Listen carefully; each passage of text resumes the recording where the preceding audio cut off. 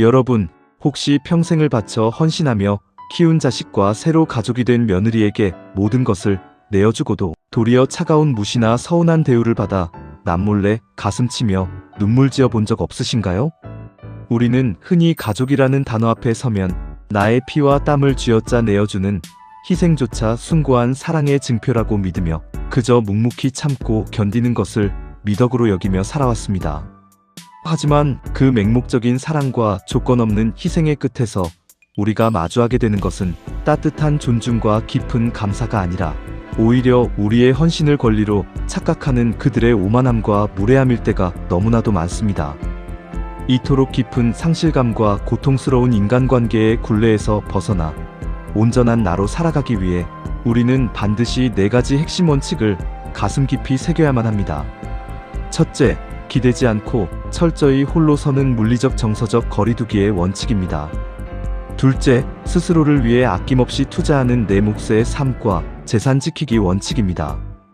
셋째, 자식의 삶에서 한 걸음 물러나 나의 순수한 즐거움을 찾는 무관심의 원칙입니다.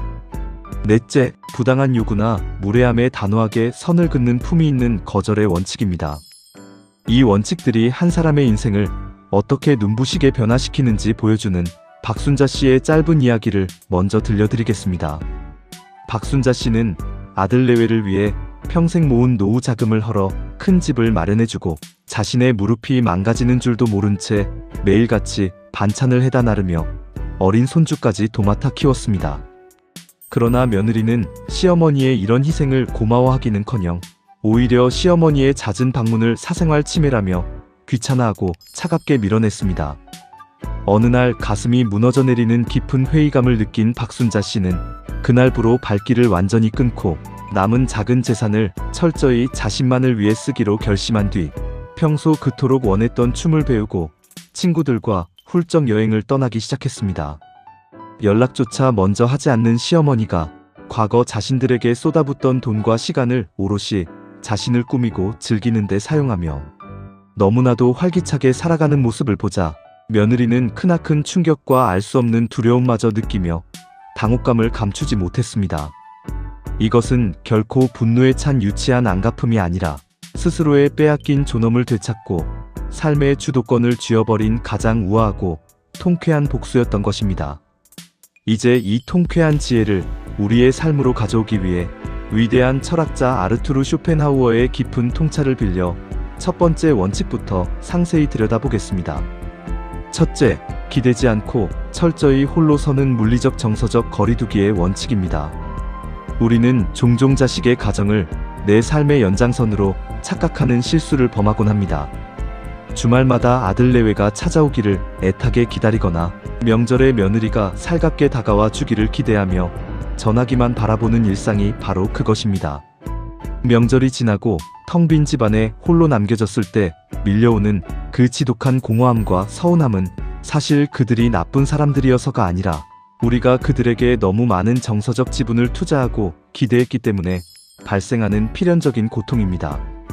아르투르 쇼펜하우어는 인간관계의 본질을 꿰뚫으며 이렇게 말했습니다. 인간은 고슴도치와 같아서 너무 가까이 다가가면 서로의 가시에 찔려 피를 흘리고 너무 멀어지면 추위에 떨게 된다. 이 고슴도치의 딜레마는 세상 그 어떤 관계보다도 고부관계나 부모, 자식 관계에 가장 적나라하게 적용되는 진리입니다. 가족이라는 이유로 거리를 허물고 무작정 가까워지려 할 때 우리는 서로의 가시에 찔려 씻을 수 없는 깊은 상처를 주고받게 됩니다. 며느리에게 살갑게 다가가려다 무안을 당하거나 선의로 건넨 조언이 잔소리로 취급받아 얼굴을 붉히는 일들은 모두 안전한 거리를 확보하지 못해 벌어지는 비극입니다. 진정한 평화는 상대방을 향한 기대를 완전히 내려놓고 나의 정서적 독립을 이룩할 때 비로소 찾아옵니다. 자식이나 며느리의 태도에 내 기분이 좌우된다면 그것은 내 삶의 리모컨을 그들의 손에 쥐어준 것이나 다름없는 참담한 상태입니다. 그러니 이제부터는 물리적인 만남의 횟수를 과감하게 줄이고 정서적인 기대의 끈을 가위로 잘라내듯 단호하게 끊어내야 합니다. 그들이 찾아오면 반갑게 맞이하되 오지 않는다고 해서 서운해하거나 먼저 연락하여 애정을 구걸하지 마십시오. 당신의 삶은 오직 당신 자신의 내면으로 채워져야 하며 타인의 관심으로 채우려 하는 순간 밑빠진 독에 물을 붓는 것과 같은 허무함에 빠지게 될 것입니다. 이어서 살펴볼 두 번째 원칙은 더욱 현실적이고 뼈아픈 진실을 담고 있습니다. 둘째, 스스로를 위해 아낌없이 투자하는 내 몫의 삶과 재산 지키기 원칙입니다. 우리 세대의 많은 부모님들은 자식의 성공과 번영이 곧 나의 행복이라는 착각 속에 자신의 노후를 대비할 최소한의 생명줄마저 기꺼이 내어주는 치명적인 실수를 저지릅니다. 결혼하는 아들에게 무리해서 전셋집을 구해주느라 빚을 지거나 며느리의 환심을 사기 위해 명절마다 두둑한 용돈을 쥐어주며 스스로는 낡은 옷 하나 버리지 못하고 전전긍긍하는 일상이 주변에 얼마나 흔합니까? 하지만 잔혹하게도 모든 것을 내어준 부모에게 돌아오는 것은 깊은 존경이 아니라 더 이상 빼먹을 것이 없다는 싸늘한 무시와 짐작 취급뿐입니다. 돈을 쓸 때만 미소를 짓고 계산이 끝나면 바쁘다며 자리를 피하거나 연락을 끊어버리는 자식들의 모습 앞에서 우리는 배신감에 피눈물을 흘리곤 합니다. 아르투르 쇼펜하우어는 재산의 중요성에 대해 매우 냉철하고 현실적인 조언을 남겼습니다. 돈은 바닷물과 같아서 마시면 마실수록 갈증을 느끼게 한다. 자식에게 끝없이 돈을 내어주는 행위는 그들의 갈증을 채워주기는커녕 더 큰 요구와 당연함을 낳을 뿐이라는 사실을 직시해야 합니다. 또한 아르투르 쇼펜하우어는 이렇게 덧붙여 경고했습니다. 노년의 가난은 모든 불행 중에서도 가장 끔찍한 재앙이며 자신을 지킬 방패인 재산을 타인에게 넘기는 것은 스스로 노예의 길로 걸어 들어가는 것이다. 당신의 지갑에 들어있는 돈은 단순한 종이 조각이 아니라 노년의 비참함으로부터 당신의 존엄을 지켜주는 가장 튼튼한 성벽이자 유일한 무기입니다. 자식의 눈치를 보며 돈으로 사랑을 구걸하려는 얄팍한 시도를 당장 멈추십시오. 이제 당신의 땀방울이 서린 그 소중한 재산을 철저히 당신 자신만을 위해 당신의 건강을 지키고 당신의 입맛을 돋우며 당신의 마음을 즐겁게 하는 데에만 이기적으로 사용하십시오. 고급 식당에서 당신을 위해 근사한 식사를 대접하고 낡은 신발 대신 발이 편한 좋은 구두를 사신고 가슴이 설레는 새로운 배움터에 기꺼이 수강료를 지불하십시오. 시어머니가 자신들을 위해 돈을 아끼며 궁상맞게 늙어갈 것이라 착각했던 며느리가 스스로를 가꾸고 빚내는 데 돈을 아끼지 않는 시어머니의 당당하고 여유로운 모습을 마주할 때 그들은 무시 대신 경외감을, 오만함 대신 알 수 없는 긴장감을 느끼게 될 것입니다. 세 번째 원칙은 우리의 낡은 습관을 깨부수는 통찰을 요구합니다. 셋째, 자식의 삶에서 한 걸음 물러나 나의 순수한 즐거움을 찾는 무관심의 원칙입니다. 우리는 오랜 세월 가족을 돌보며 살아온 탓에 나도 모르게 자식 내외의 집안일이나 손주, 양육 방식에 참견하고 지시하는 것을 사랑의 표현이라 굳게 믿어왔습니다. 며느리의 옷차림이 마음에 들지 않아 한마디 툭 던지거나 아이에게 먹이는 반찬이 부실해 보여 굳이 반찬통을 바리바리 싸들고 찾아가 냉장고를 열어젖히는 행동들 말입니다. 우리는 그것이 경험에서 우러나온 소중한 지혜를 나누는 것이라 착각하지만 그들의 입장에서 그것은 숨막히는 폭력이자 무례한 경계 침범일 뿐입니다. 그 결과 돌아오는 것은 차가운 눈빛과 굳게 닫힌 방문뿐입니다. 아르투르 쇼펜하우어는 인간의 내면적 빈곤이 타인에 대한 간섭으로 이어진다고 날카롭게 지적했습니다. 자신의 내면이 텅 비어 있고 스스로 즐거움을 창조할 능력이 없는 자들만이 끊임없이 타인의 삶을 기웃거리고 간섭하며 자신의 존재감을 확인하려 든다. 우리가 며느리의 살림살이에 집착하고 잔소리를 멈추지 못하는 진짜 이유는 어쩌면 우리 자신의 삶이 너무나도 무료하고 텅 비어있기 때문일지도 모릅니다. 자식이라는 무대에서 내려오면 나라는 존재가 사라질 것 같은 막연한 두려움이 우리를 자꾸만 쓸데없는 간섭으로 내모는 것입니다. 이제는 타인의 삶을 향해 뻗었던 시선과 안테나를 거두어들여 오롯이 당신 자신의 내면을 향해 돌려야 할 때입니다. 자식 내외가 어떤 방식으로 살아가든 무엇을 먹고 입든 철저하게 침묵하고 완벽한 무관심으로 일관하십시오.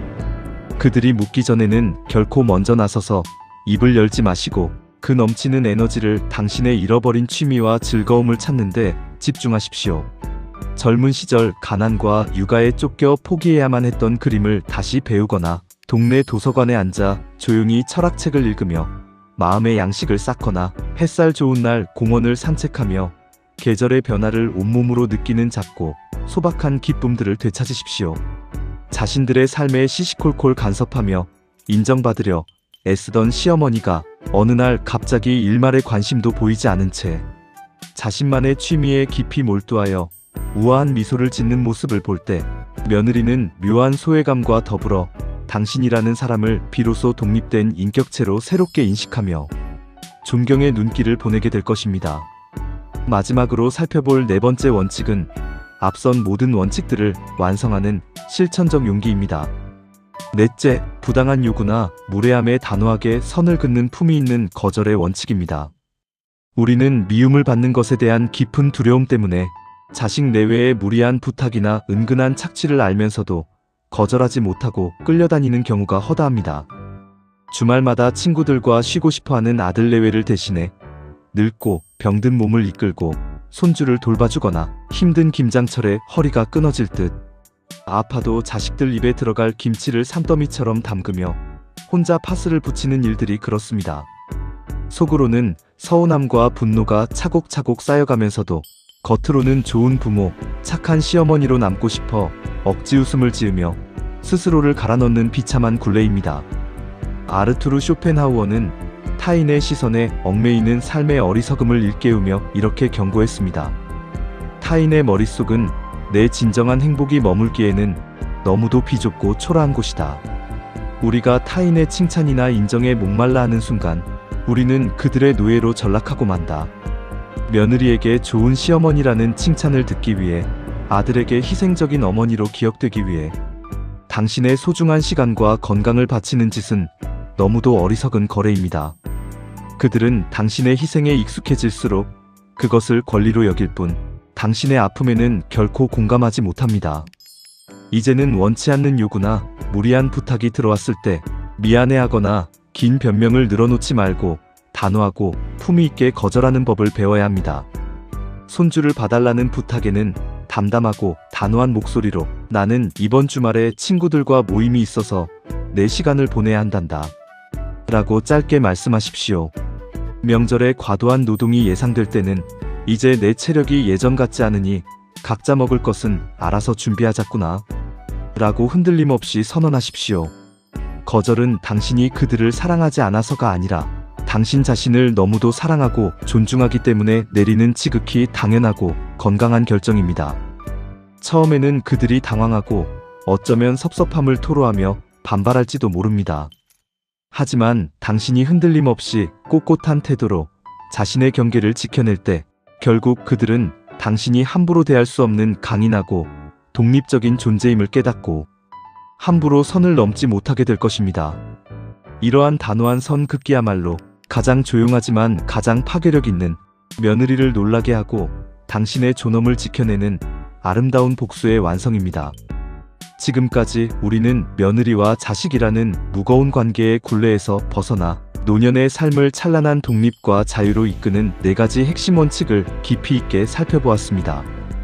기대지 않고 철저히 홀로 서는 물리적 정서적 거리두기의 원칙을 통해 마음의 평화를 얻고 스스로를 위해 아낌없이 투자하는 내 몫의 삶과 재산 지키기 원칙을 통해 경제적 독립과 존엄을 수호하며 자식의 삶에서 한 걸음 물러나 나의 순수한 즐거움을 찾는 무관심의 원칙을 통해 내면의 정원을 가꾸고 부당한 요구나 무례함에 단호하게 선을 긋는 품위 있는 거절의 원칙을 통해 타인의 착취로부터 나를 보호하는 법을 배웠습니다.